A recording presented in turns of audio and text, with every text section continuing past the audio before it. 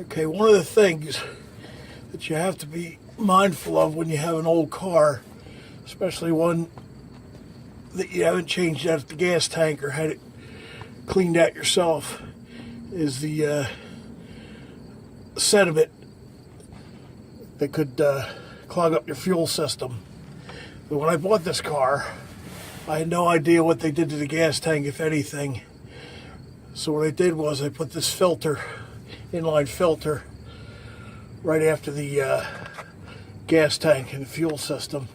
And as you can see here, it is filled up with what appears to be dirt, rust, or what have you. And I've cleaned this several times since I've been running this car, which is about 1.5 years, coming up on 2 years now. And I suppose until I change the tank out with a brand new tank, that I'll be doing this until I do change the tank out, because you never can get all the dirt and rust out, and it will clog up your fuel system, and if it's bad enough, it'll leave you stranded. So far that has not happened, although I have had some I have had it start hitching and missing a little bit, and I traced it down to a clogged fuel system. And so that's where we're at right now. Right now we're going to take this fuel filter out, and as you can see, it's one of the it's a filter that you can actually clean, take apart, clean out, and reinstall. So that's what we're going to be doing today. So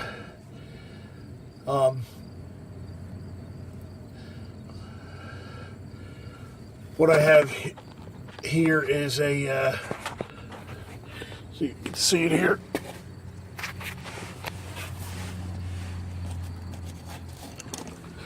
A fuel stopper.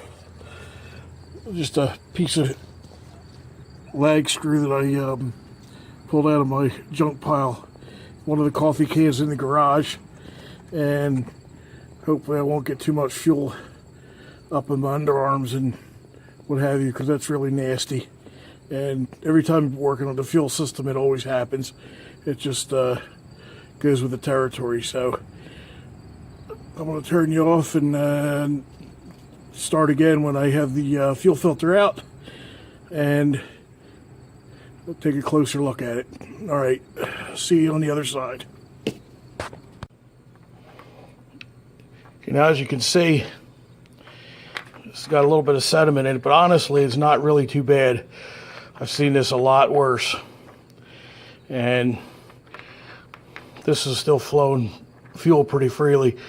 The inline fuel filter I had at the beginning of the engine compartment is clear, and it didn't have any bubbles in it, so it was getting a good flow of fuel. So this isn't really too bad, but we're gonna, since we have it out, we're gonna go ahead and clean it out and reinstall it. So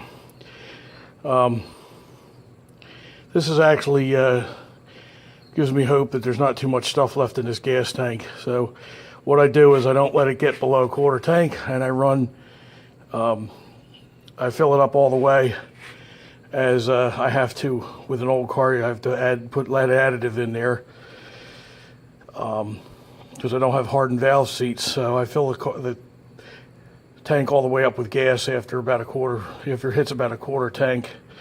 So never gets to the bottom of the barrel. This is the lowest I've had it in a long time. It's just a little bit below a quarter.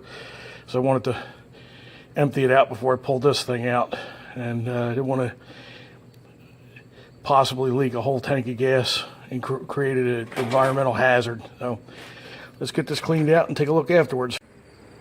As you can see, this is a lot cleaner. All the dirt is gone, and I think I left a couple specks of debris in there, but it's a lot cleaner than it was. On the outside, that's a little bit of the rubber that squeezed out. What I'm going to do is I'm going to reinstall this and check it for leaks, and if this thing has any drips or leaks or anything like that, it's going to get pulled and replaced. But if not, it should be good to go until I inspect it again, and we'll see what happens then. So let's hope for the best.